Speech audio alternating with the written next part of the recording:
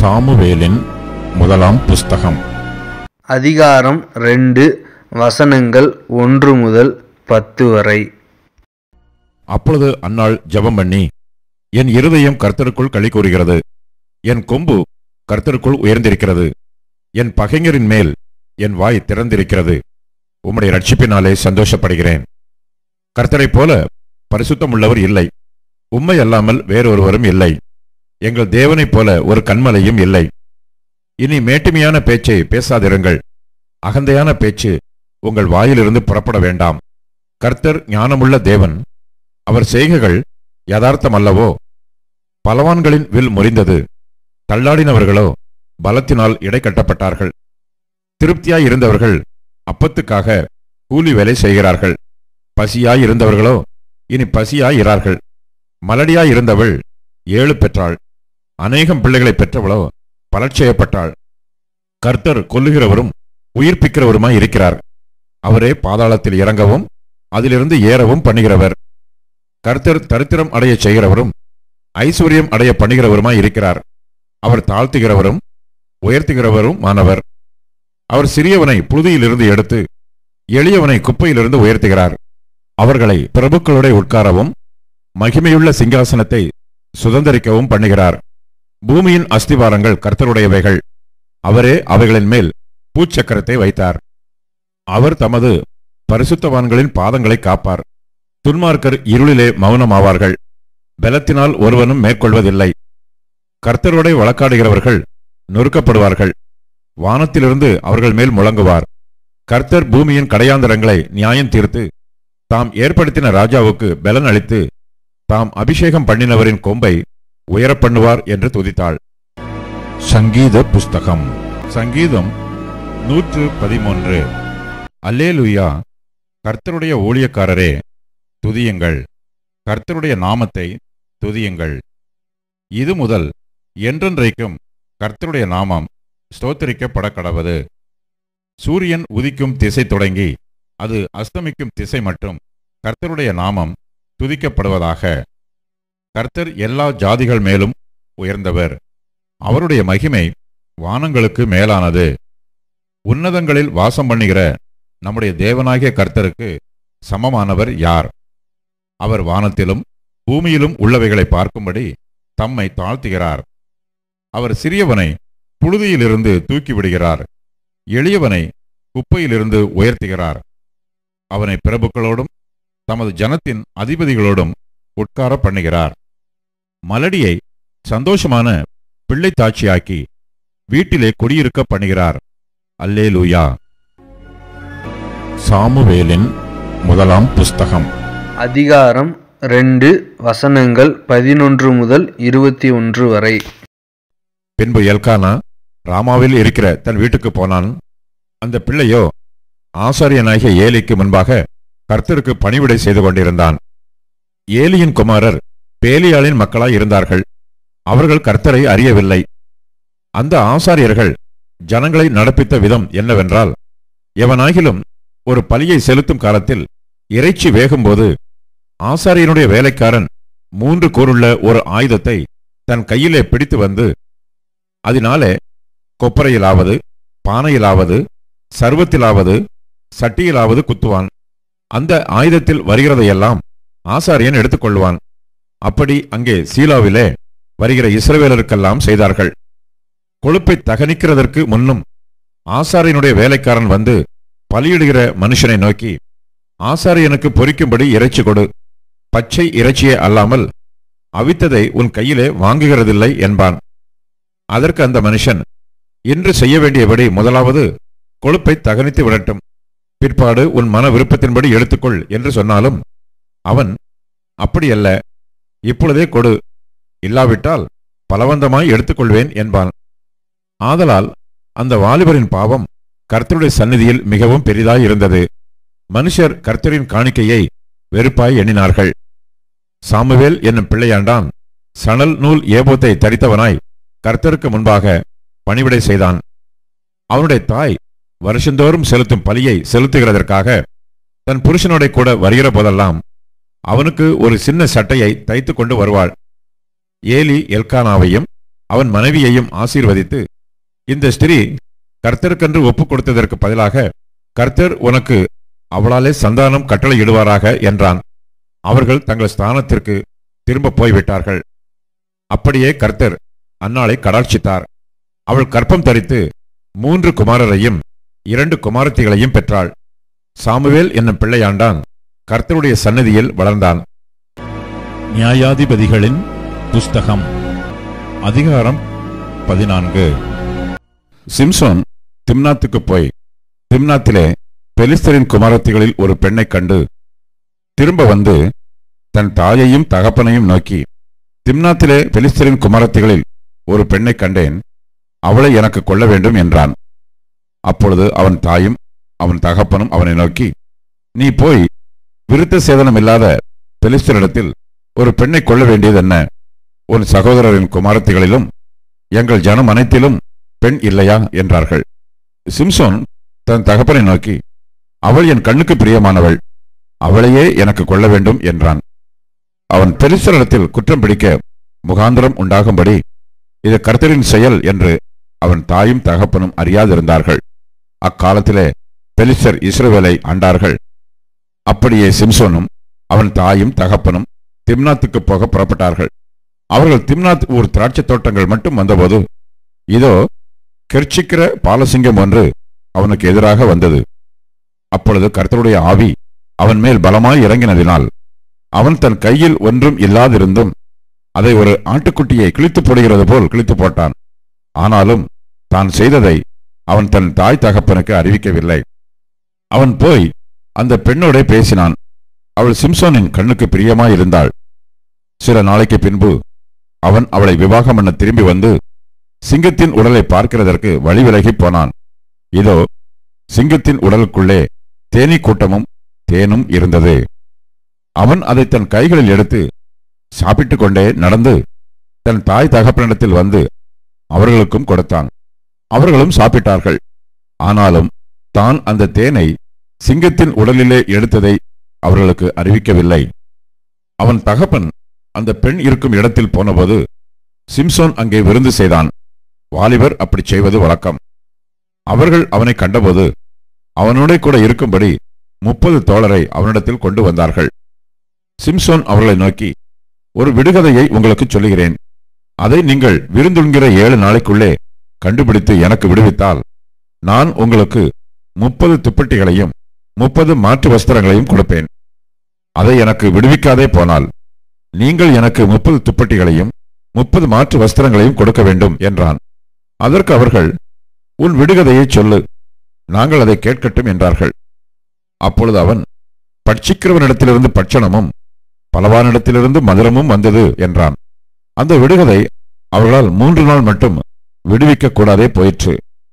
7ஆம் நாளிலே அவர்கள் சிம்சோனின் பெண்ஜாதியை பார்த்து, உன் புருஷன் அந்த விடுகதையை எங்களுக்கு விடுவிக்கும்படிக்கு நீ அவனை நயம் பண்ணு, இல்லாவிட்டால் நாங்கள் உன்னையும் உன் தகப்பன் வீட்டையும் அக்கினியால் சுட்டெரித்து போடுவோம். எங்களுக்குள்ளவைகளை பறித்துக் கொள்ளவா எங்களை அழைத்தீர்கள் என்றார்கள். அப்பொழுது சிம்சோனின் பெண்சாதி அவனுக்கு முன்பாக அழுது, நீ என்னை நேசியாமல் என்னை பகைக்கிறாய். என் ஜனங்களுக்கு ஒரு விடுகதையை சொன்னாய், அதை எனக்காவது விடுவிக்கவில்லையே என்றாள். அதற்கு அவன், இதோ நான் என் தாய் தகப்பனுக்கும் அதை விடுவிக்கவில்லையே, உனக்கு அதை விடுவிப்பேனோ என்றான்.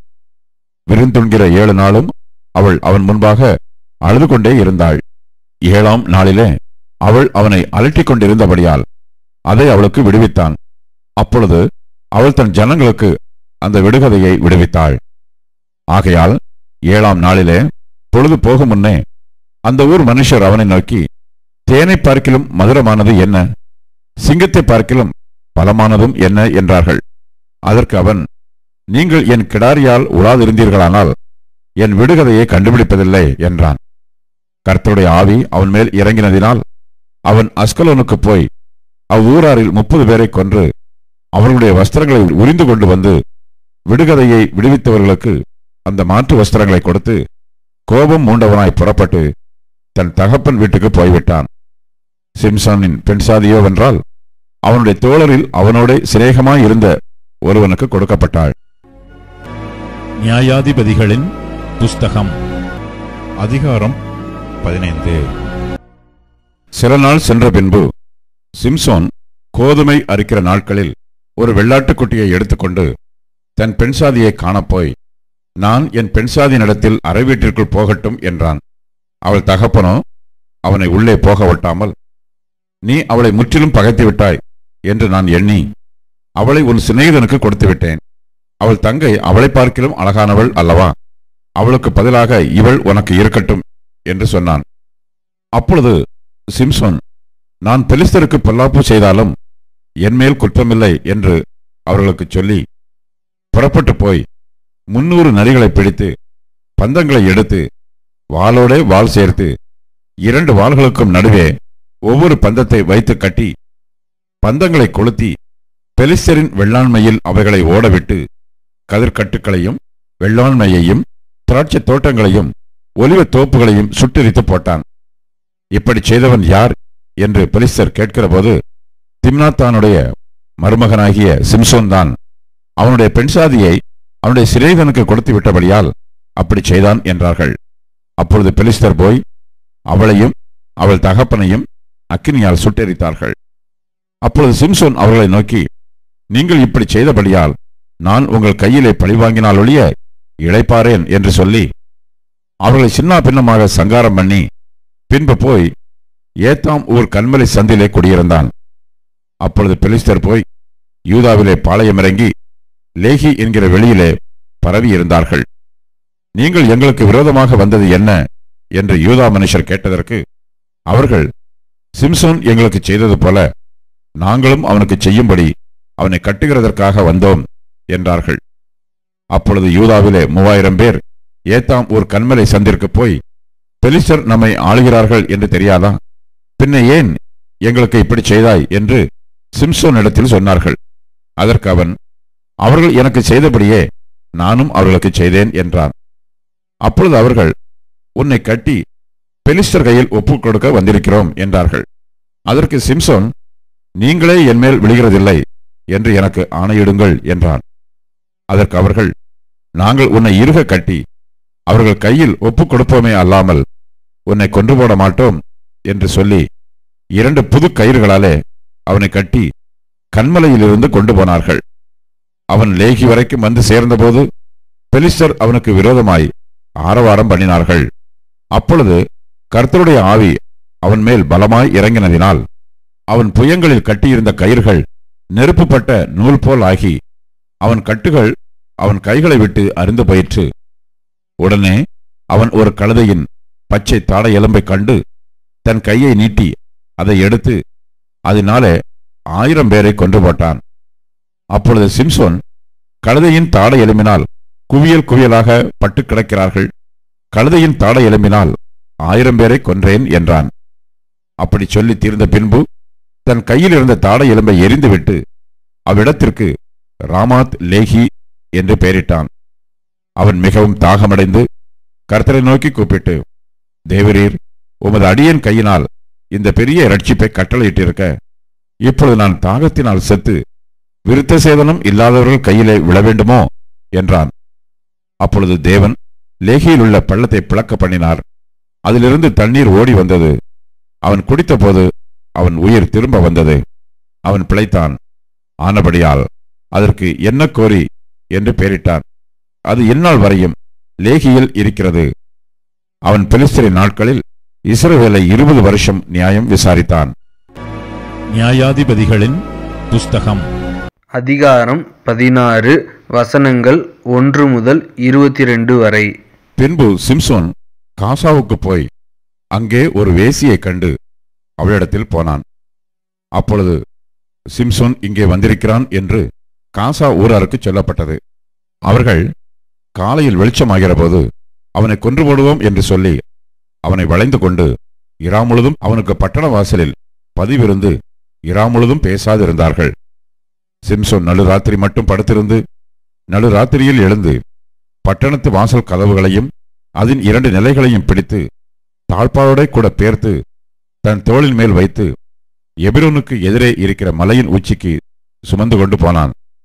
அதற்கு பின்பு அவன் சோரேக் ஆற்றங்கரையில் இருக்கிற தெலிலாள் என்னும் பேருள்ள ஒரு ஸ்திரீயோட சிநேகமாயிருந்தான். அவளிடத்திற்கு பெலிஸ்தரின் அதிபதிகள் போய், நீ அவனை நயம் பண்ணி அவனுடைய மகாபலம் எதனாலே உண்டாயிருக்கிறது என்றும், நாங்கள் அவனை கட்டி சிறுமைப்படுத்துகிறதற்கு எதனாலே அவனை மேற்கொள்ளலாம் என்றும் அறிந்து கொள். அப்பொழுது நாங்கள் ஒவ்வொருவரும் 1100 வெள்ளிக்காசு உனக்கு கொடுப்போம் என்றார்கள். அப்படியே தெலீலாள் சிம்சோனை பார்த்து, உன் மகாபலம் எதனாலே உண்டாயிருக்கிறது?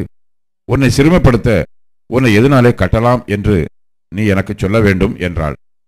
அதற்கு சிம்சோன், உலராத பச்சையான 7 அகழினார் கயிறுகளாலே என்னை கட்டினால் நான் பலட்சியமாகி மற்ற மனுஷனைப் போல் ஆவேன் என்றான். அப்பொழுது பெலிஸ்தரின் அதிபதிகள் உலராத பச்சையான 7 அகழினார் கயிறுகளை அவளிடத்திற்கு கொண்டு வந்தார்கள். அவைகளால் அவள் அவனை கட்டினாள். பதிவிருக்கிறவர்கள் அறை வீட்டிலே காத்திருக்கும் போது அவள், சிம்சோனே, பெலிஸ்தர் உன்மேல் வந்துவிட்டார்கள் என்றாள். அப்பொழுது சணல் நூலானது நெருப்பு பட்டவுடனே இற்றுப் போகிறது போல அவன் அந்த கயிறுகளை அறுத்து போட்டான். அவன் பலம் இன்னதினாலே உண்டாயிருக்கிறது என்று அறியப்படவில்லை. அப்பொழுது தெலீலாள் சிம்சோனை பார்த்து, இதோ என்னை பரியாசம் பண்ணி எனக்கு பொய் சொன்னாய். இப்போதும் உன்னை எதனாலே கட்டலாம் என்று எனக்கு சொல்ல வேண்டும் என்றாள். அதற்கு அவன், இதுவரைக்கும் ஒரு வேலைக்கும் வழங்காதிருக்கிற புது கயிறுகளால் என்னை இறுக கட்டினால் நான் பலட்சியமாகி மற்ற மனுஷனைப் போல் ஆவேன் என்றான். அப்பொழுது தெலீலாள் புது கயிறுகளை வாங்கி அவைகளால் அவனை கட்டி, சிம்சோனே, பெலிஸ்தர் உன்மேல் வந்துவிட்டார்கள் என்றாள். பதிவிருக்கிறவர்கள் அறை வீட்டில் இருந்தார்கள். ஆனாலும் அவன் தன் புயங்களில் இருந்த கயிறுகளை ஒரு நூலைப் போல அறுத்து போட்டான். பின்பு தெலீலாள் சிம்சோனை பார்த்து, இதுவரைக்கும் என்னை பரியாசம் பண்ணி எனக்கு பொய் சொன்னாய். உன்னை எதனாலே கட்டலாம் என்று எனக்கு சொல்ல வேண்டும் என்றாள். அதற்கு அவன், நீ என் தலைமயிரின் 7 ஜடைகளை நெசவு நூல் பாவோடே பின்னிவிட்டால் ஆகும் என்றான். அப்படியே அவள் செய்து அவைகளை ஆணியடித்து மாட்டி, சிம்சோனே, பெலிஸ்தர் உன்மேல் வந்துவிட்டார்கள் என்றாள். அவன் நித்திரை விட்டெழும்பி நெசவு ஆணியையும் நூல் பாவையும் கூட பிடுங்கிக் கொண்டு போனான். அப்பொழுது அவள் அவனை பார்த்து, உன் இருதயம் என்னோட இராதிருக்க உன்னை சிநேகிக்கிறேன் என்று நீ எப்படி சொல்லுகிறாய்? நீ இந்த 3 விசையும் என்னை பரியாசம் பண்ணினாய் அல்லவா? உன்னுடைய மகா பலம் எதனாலே உண்டாயிருக்கிறது என்று எனக்கு சொல்லாமற் போனாயே என்று சொல்லி, இப்படி அவனை தினம் தினம் தன் வார்த்தைகளினாலே நெருக்கி அலட்டிக் கொண்டிருக்கிறதினால் சாகத்தக்கதாய் அவன் ஆத்துமா விசனப்பட்டு தன் இருதயத்தை எல்லாம் அவளுக்கு வெளிப்படுத்தி, சவரகன் கத்தி என் தலையின் மேல் படவில்லை. நான் என் தாயின் கற்பத்தில் பிறந்தது முதல் தேவனுக்கென்று நசரேயனானவன். என் தலை சிரைக்கப்பட்டால் என் பலம் என்னை விட்டு போம். அதனாலே நான் பலட்சியமாகி மற்ற எல்லா மனுஷரைப் போலும் ஆவேன் என்று அவளிடத்தில் சொன்னான். அவன் தன் இருதயத்தையெல்லாம் தனக்கு வெளிப்படுத்தினதை தெலீலாள் கண்டபோது அவள் பெலிஸ்தரின் அதிபதிகளுக்கு ஆள் அனுப்பி, இந்த ஒரு விசை வாருங்கள், அவன் தன் இருதயத்தையெல்லாம் எனக்கு வெளிப்படுத்தினான் என்று சொல்லச் சொன்னாள். அப்பொழுது பெலிஸ்தரின் அதிபதிகள் வெள்ளிக்காசுகளை தங்கள் கையில் எடுத்துக்கொண்டு அவளிடத்திற்கு வந்தார்கள். அவள் அவனை தன் மடியிலே நித்திரை செய்ய பண்ணி ஒருவனை அழைத்து அவன் தலைமயிரின் 7 ஜடைகளையும் சிறைப்பித்து அவனை சிறுமைப்படுத்த தொடங்கினாள். அவன் பலம் அவனை விட்டு நீங்கிற்று. அப்பொழுது அவள், சிம்சோனே, பெலிஸ்தர் உன்மேல் வந்துவிட்டார்கள் என்றாள். அவன் நித்திரை விட்டு விழித்து கர்த்தர் தன்னை விட்டு விலகினதை அறியாமல் எப்போதும் போல உதறி போட்டு வெளியே போவேன் என்றான். பெலிஸ்தர் அவனை பிடித்து அவன் கண்களை பிடுங்கி அவனை காசாவுக்கு கொண்டு போய் அவனுக்கு 2 வெண்கல விலங்கு போட்டு சிறைச்சாலையில மாவரத்து கொண்டிருக்க வைத்தார்கள். அவன் தலைமயிர் சிரைக்கப்பட்ட பின்பு திரும்பவும் முளைக்கத் தொடங்கிற்று.